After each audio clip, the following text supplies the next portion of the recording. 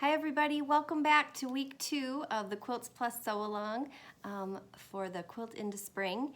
We hope you guys had a special Easter this year and celebrating with your family or celebrating apart, being safe, you guys. We just want to thank you. We are so thankful and excited for all of you who've joined. It's been such a special opportunity to connect with you. I know that many of you have called the store and been able to talk to Kathy and grab any products that you needed. She had special time set up to do that, and we will continue with that. We have that set up for our shortcut tools and then for other items that you might need along the way. So keep that in mind. You can call the store at the 269-383-1790, or you can email us at quiltspluskzoo@hotmail.com. I wanted to also thank you guys. We set up a special group on Facebook just for you, and it is the Quilts Plus Spring Quilt into Spring Sew Along. If you haven't already joined the group, we would love for you to join the group. Down at the bottom of this email, there is a link down there that you can click and you can join the group. And this group is just for us, one-on-one, so that we can share our progress on our projects, the color choices that we've had, and just be able to encourage each other and connect. If you do have questions for me, you can email the store and I'll get those emails, or you can direct message me on Facebook. And if you don't mind, if you could also put your phone number in there so that I can call you to connect a little bit more one-on-one instead of trying to email a bunch of information. Sometimes that can be a little bit tricky. So if you can just send me your phone number along with your information, then I would be happy to get back with you. I've already had a few folks I've been able to chit-chat with. We've been able to clear some things up and make this a little bit more enjoyable. I think it's important now that we get started. So let's continue. At this point, you guys, you should have all your strip sets sewn together and all the seams opened up. We are going to be getting ready to lay that strip set out now, and you are going to be cutting your 6-inch squares.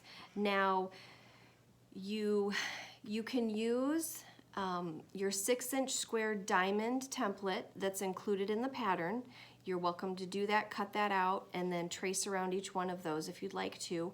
Or I chose to use a 6-inch square.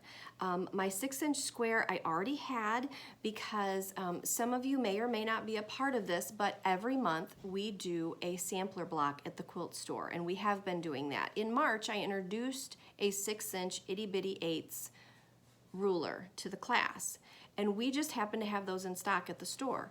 I would recommend using a 6-inch ruler. It will save you time, and I think it'll just go quicker for you. So that's what I did on this in this case. So as I have my my row laid out, then I am going to be cutting with my 6-inch ruler. So that's how I'm going to be describing that today, just to make it easier for those of you who have that already. And you might not need one, you may already have one in your stash at home, and that's fine. But grab that, and we're gonna be cutting next. That's our next part. So when you're using that 6-inch ruler, we'll just grab this, your 6-inch ruler, you're gonna notice a line here, point to point. You're gonna lay that on your strip set, and that point is gonna match point to point right on that center seam. Excuse me, I'll pull that down here. Right on your center seam. So you can cut around it. And when I cut around it, I always start at the right hand bottom point. Okay, just to kind of give you an idea of where you're gonna be on this.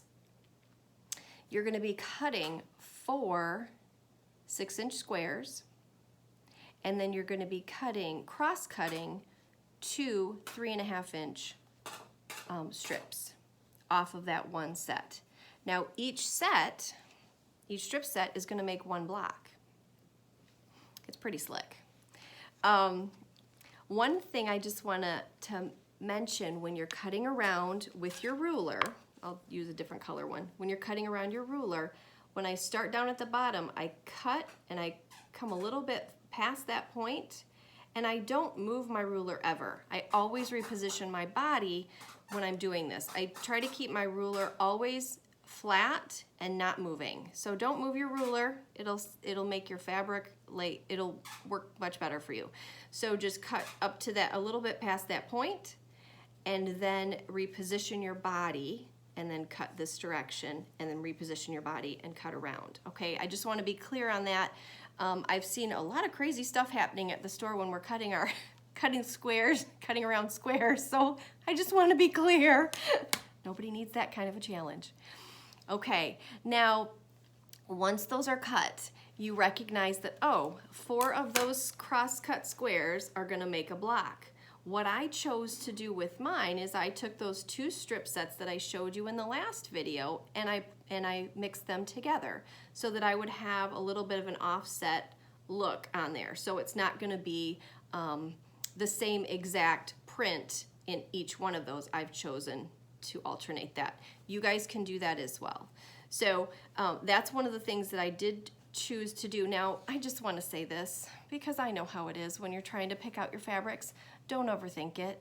It's going to be beautiful. I talked to a gal this week and she said, Julie, I am just not good at this, trying to organize my fabrics and get them all the right where they're supposed to be. And I said, listen, here's the deal. Light and dark, medium light, light, medium, dark.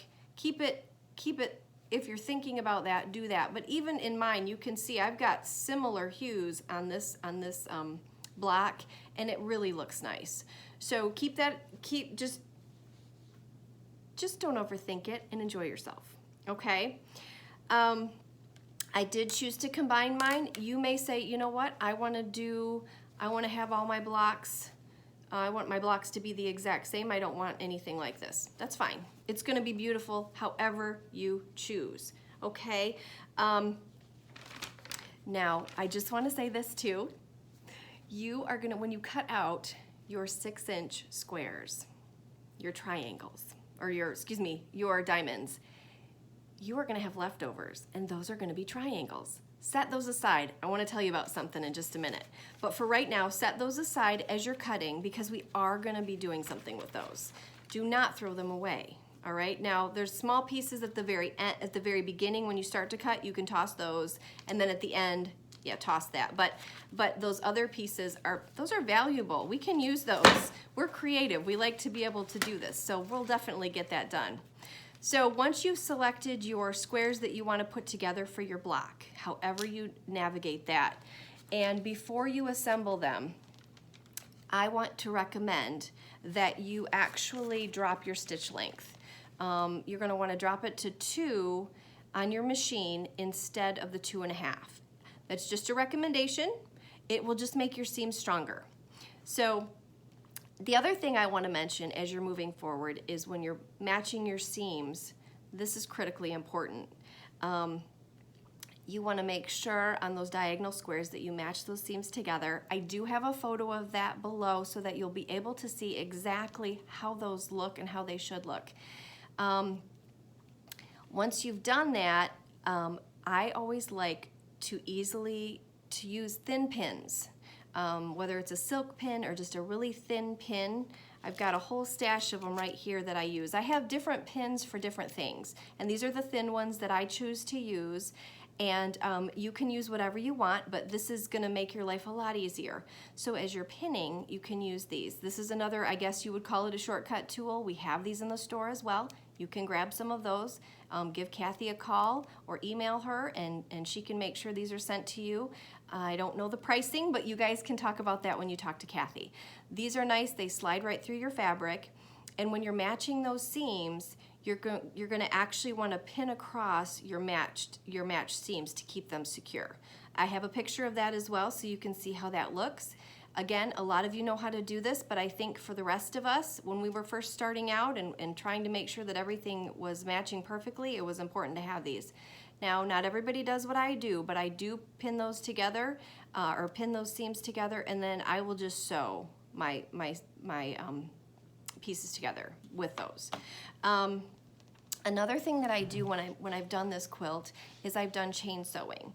So this is a step in the assembly process, and it helps it makes things go quicker, It makes things go quicker, and you're able to see these blocks come together quite quickly. So keep your 4 diagonal blocks together. Be intentional about that so that when you do sew those together, your 2 diagonals, you'll sew those together, then you'll sew these together. And then when you've chain sewed those, then when you go to iron them, they're gonna be together. So once you've done that, you're gonna chain sew all of these together. Move on to your iron. Now keep this, one other thing I like to just share with you is that, you know, we all like to have our big irons when we're doing clothing and things like that, but when I'm using smaller pieces, when I'm ironing seams open, I really like to use a smaller iron for smaller pieces. So I have this iron that I really enjoy using. It's the Steam Fast iron. Many of you have it already. I would recommend using that for small piecing. It gets up to 400 degrees. It has a feature on it where you can actually steam your pieces, and you can also not steam your pieces. So you just click this button here on the side. So I use this when I'm also ironing. It's just less of a headache. Plus I also use my strip stick. So you're gonna be able to do that. So once you've got these chain sewn, then you're gonna clip them every 2. So you have your block together as you're ironing your seams. And I'm ironing my seams open. That's my choice. Now on the pattern it says to iron them a direction, but because I want my block to be flat, I've chosen to iron my seams open on every single one of my blocks. That's just what I've chosen to do. And you know, if you want to do that differently, you can. All right. Once you've done that, once you've got those your diagonal squares sewn together, then you're going to move on and, like I said, snip those apart. But now you've completed that chain sewing. Sorry. Then once you've done that, you'll iron your seams open, and you're going to fold over. You're going to fold that over to sew these together, and you'll pin those, again, making sure that you have exactly matched those seams together when you're sewing that larger piece to make your full block. It's not a difficult step at all, but it is fun to see that block come together. Once that block is all sewn together, ironed out nice and flat, it's time to check your size. So your block should be 11.5 inches by 11.5 inches. You're gonna use your square ruler, whether it's 11.5 inch square ruler or larger, to be able to square these up. Take your time. Keep in mind that you need to have these points stay, you need to have your points stay here. So you need to make sure you have a 1/4 inch there when you're trimming. If you don't, if it's really, really scant, then you're gonna lose your points, and this is gonna look more like a donut than it is a diamond. So let's make sure that we help each other out. Now, if your block is smaller than 11.5, then that's fine. It's gonna be fine. It's gonna look beautiful. But definitely make sure you have that 1/4 inch on your points. Okay, everybody? And I'm trying to think if there's anything else. If you don't have a square ruler, you know we have them at the store, and you can pick a size of what you want. We have those, again, you can call Kathy. So I also wanted to mention one more thing. I want you to be able to share your progress with the group. I know that I mentioned that at the beginning of the video, but I want you to be able to share your progress with the group so that we can see how you're doing. We can all stay connected. It's really important, okay? So make sure that you join the group, the email group that we have, and your blocks need to be done for step 2. Those need to be done and squared up at 11.5 inches before we get back together. And also, you need to finish cutting your background strips. Your 2-inch strip, your 1.5 inch strips, those need to be finished and ready to go for week 3. And I look forward to seeing you again. Now, one more thing. I mentioned that you were keeping those triangle blocks or those triangles that were extra that you had been cutting. We're gonna do something fun because some of you are way ahead. You've already shot ahead. The rest of us are still working on our project here, but some of you have shot ahead. Well, what we're gonna do, let me just tell you a little story. You know, my son and my husband and I, we will go through the drive-thru at the McDonald's. We will order fries and burgers. You're wondering, where am I going with this? I'll tell you. When we get those, we pass out the burgers and the fries, and in the bottom of the bag are fries. We call those bonus fries. Well, those bonus fries are for anyone. So this is our bonus project. You have those triangle extra pieces, and what I'm gonna challenge you to do, we're doing a bonus project or a leftovers challenge. Put those together into a block formation of what you like, or show us some of those blocks that you've come up with your imagination with those extra pieces. Also, think about what you can make with that, whether it be the back of your quilt for your beach bracelets, whether it be pillowcases to go along with it. I want to see it, we want to see it.